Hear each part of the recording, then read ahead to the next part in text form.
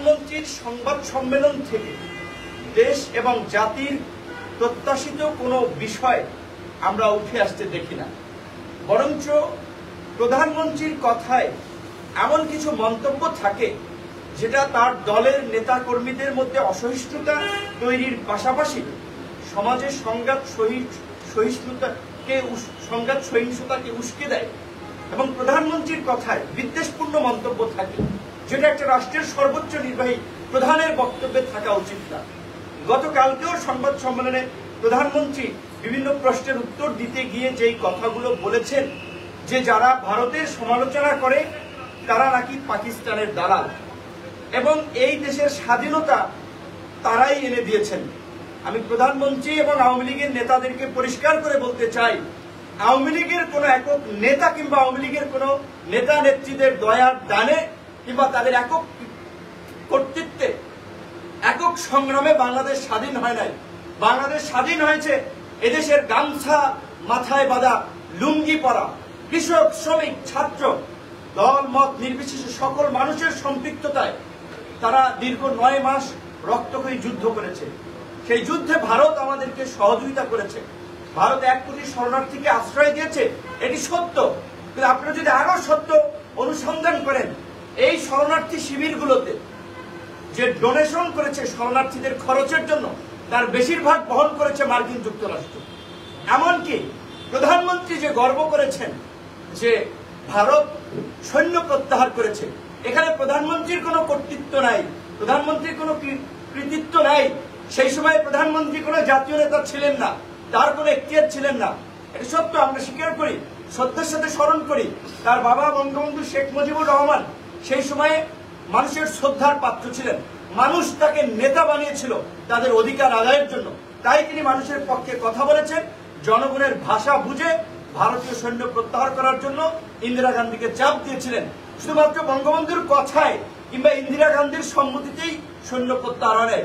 মার্কিন যুক্তরাষ্ট্রের স্পষ্ট চাপ ছিল যে ভারতীয় সৈন্য প্রত্যাহার না হওয়া পর্যন্ত মার্কিন যুক্তরাষ্ট্র বাংলাদেশকে স্বীকৃতি দিবে না। অনেকগুলো প্রেক্ষাপট এবং অনেকগুলো প্রভাবকের কারণে বাংলাদেশ স্বাধীন হয়েছে। বাংলাদেশ থেকে ভারতীয় সৈন্য ভারত প্রত্যাহার করে নিয়েছে। সামগ্রিকভাবেও সবকিছুর ঊর্ধ্বেও ভারত আমাদেরকে যে সহযোগিতা করেছে তার জন্য আমরা ভারতের প্রতি কৃতজ্ঞ। আমরা ভারতের সাথে একটা বন্ধুত্বপূর্ণ সম্পর্ক আমরা রক্ষা করতে চাই, কিন্তু আপনাদেরকে ভুলে গেলে চলবে না। আপনাদেরকে এই ইতিহাসের সঠিক বিষয়টা অনুসন্ধান করতে হবে। ভারত তো শুধুমাত্র বাংলাদেশকে স্বাধীন করার জন্য মুক্তিযুদ্ধে বাংলাদেশকে সহযোগিতা করে নাই, ভারতের স্বার্থ উদ্ধারের জন্য সহযোগিতা করেছে। ভারতের চিরশত্রু রাষ্ট্র পাকিস্তানকে ভাঙার জন্য ভারত সহযোগিতা করেছে।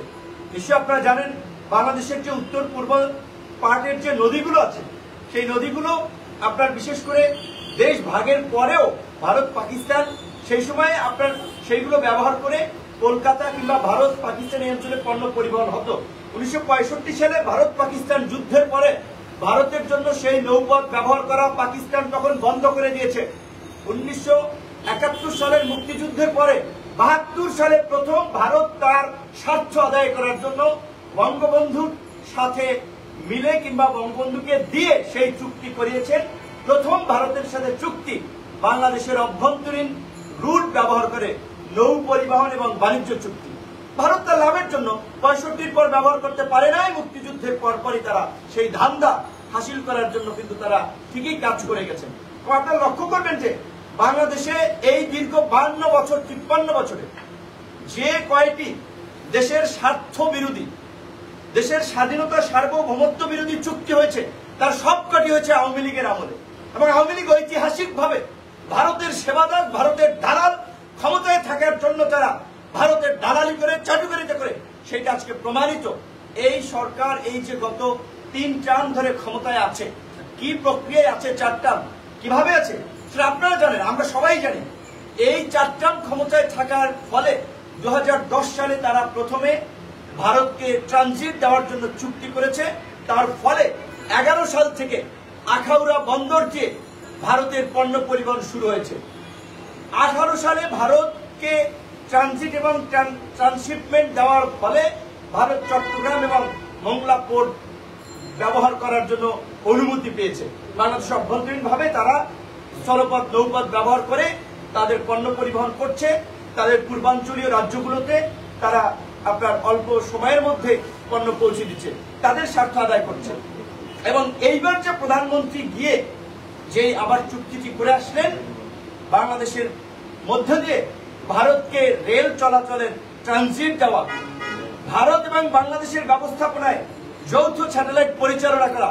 আমি দেশবাসীর কাছে পঞ্চম শ্রেণীর একজন ছাত্র থেকে শুরু করে গ্রাজুয়েশনের ছাত্র থেকে শুরু করে এই দেশের প্রতিটি বিবেক সম্পন্ন মানুষের কাছে আমরা প্রশ্ন করতে চাই, আপনাদের উপলব্ধি করাতে চাই, বাংলাদেশের সাথে যদি কোন রাষ্ট্রের যুদ্ধ হয় তাহলে কার সাথে যুদ্ধ হবে?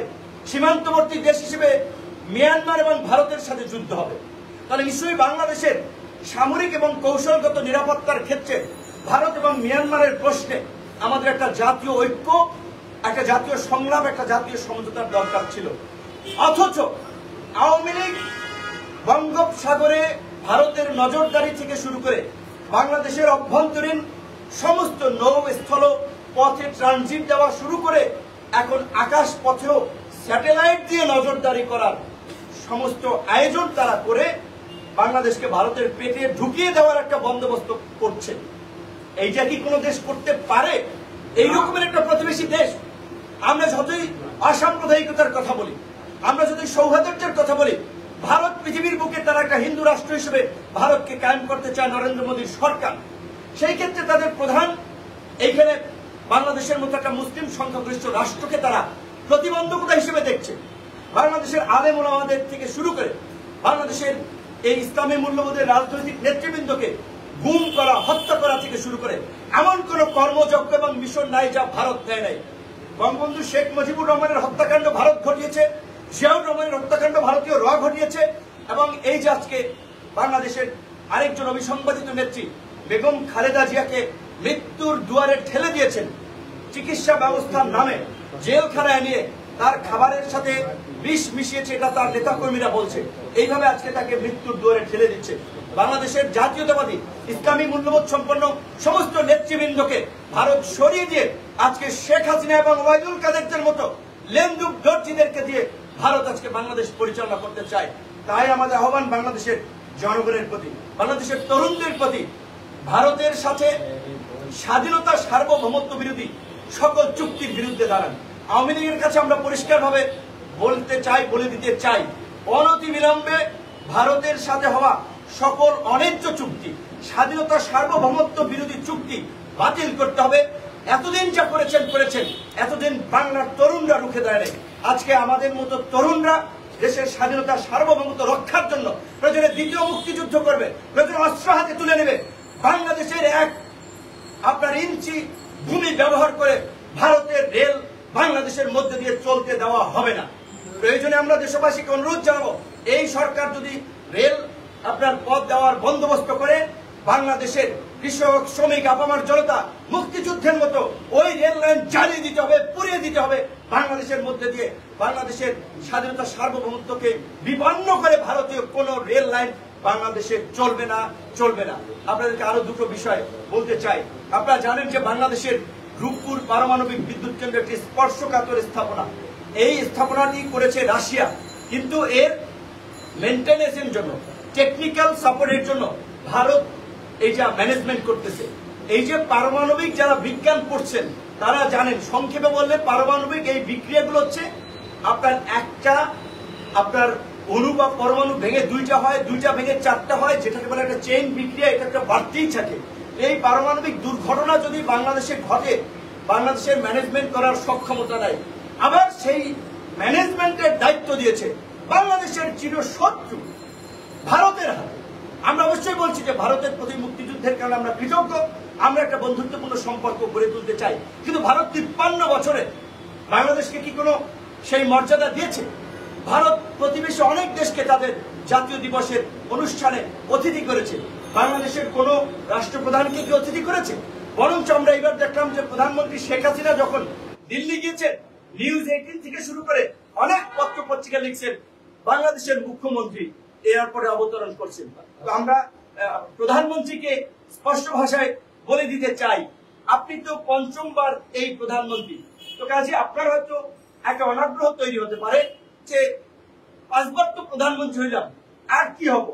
এখন আপনার যদি ইচ্ছে এবং আগ্রহ জাগে ভারতের কোন রাজ্যের মুখ্যমন্ত্রী হওয়ার জন্য, আপনি ভারত চলে যান, এই দেশকে ভারতের অঙ্গরাজ্য বানাবেন না, এটাই দেশের মানুষ হতে দিবে না।